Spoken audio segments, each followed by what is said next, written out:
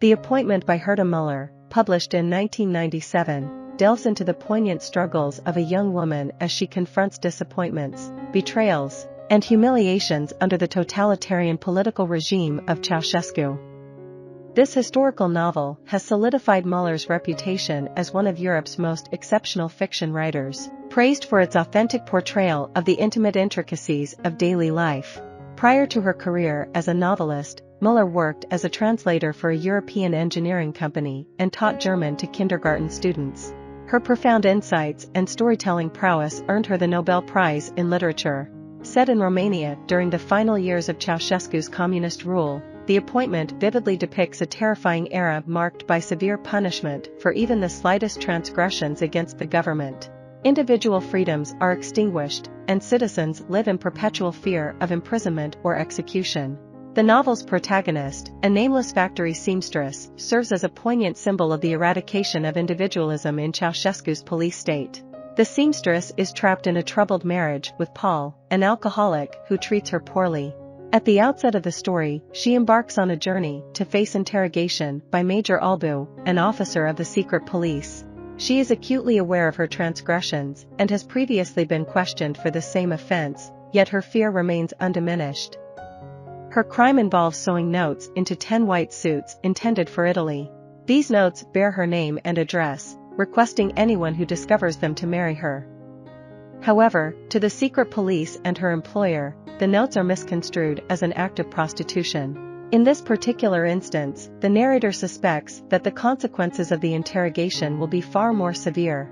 Major Albu accuses her of hiding similar notes in suits destined for other European countries, including Sweden. These clandestine messages contain critical sentiments towards Ceausescu's regime, placing the narrator at a substantial risk of imprisonment. The narrator vehemently denies having written the incriminating notes, although the truth behind her claim remains uncertain. The Appointment unfolds during the tram ride from the narrator's home to the secret police offices, encompassing a mere 90 minutes. Yet, throughout this journey, the narrator delves into introspection, reflecting on her tumultuous past and the series of events that have led her to her current predicament. She carries a sense of desolation, believing that her absence would go unnoticed if she never returned home. Memories of the men who have traversed her life occupy her thoughts. First and foremost, she recalls her father, who failed to fulfill his paternal duties, favoring his mistress above all else.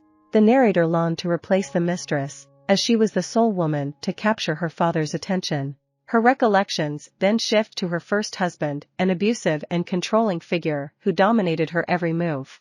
Though initially unaware of his true nature, she eventually summoned the strength to leave him, facing considerable resistance in the process.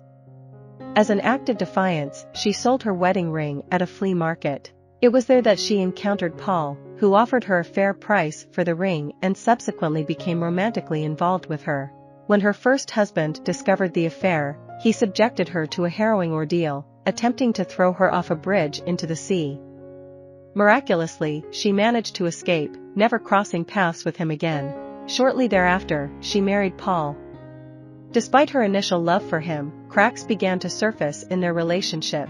Paul's alcoholism renders him difficult to coexist with, his unpredictable mood swings leaving her uncertain of his attentiveness. The narrator acknowledges that if Paul were to discover her involvement in sending notes to random men in other countries, he would divorce her, leaving her destitute. The narrator harbors a belief that suffering indignation, betrayal, and humiliation is an inherent fate assigned to women. The narrator reflects on her best friend, Lily, who tragically fell in love with an elderly retired army officer. Together, they hatched a plan to escape across the border, but their aspirations were shattered when the authorities opened fire, claiming Lily's life. The narrator places blame on Lily's lover, resenting him for his failure to shield her from the fatal gunshots. As her appointment looms nearer, the narrator's thoughts turn to her extended family. Recollections surface of her first father-in-law, a member of the secret police, who discovered her grandparents' defiance against government directives. In retribution, he sentenced them to a grueling forced labor camp, forcing the narrator to witness their agonizing separation. This recollection reinforces the narrator's growing understanding that resistance holds no promise for individuals like herself. As the narrator reaches this epiphany, the tram abruptly halts, prompting her premature departure. knowing she will inevitably arrive late for her appointment. Accepting the futility of resistance, she resolves that no matter how vehemently she proclaims her innocence, Major Albu will imprison her regardless. She resigns herself to returning home and awaiting her imminent arrest by Major Albu. In this moment, she spots Paul in the distance, accompanied by an older man who symbolizes the embodiment of totalitarian authority. The implication is that Paul, alongside this older figure, has been surveilling her every movement. I hope you enjoyed this video. Leave a like if you did and be sure to subscribe. Thank you.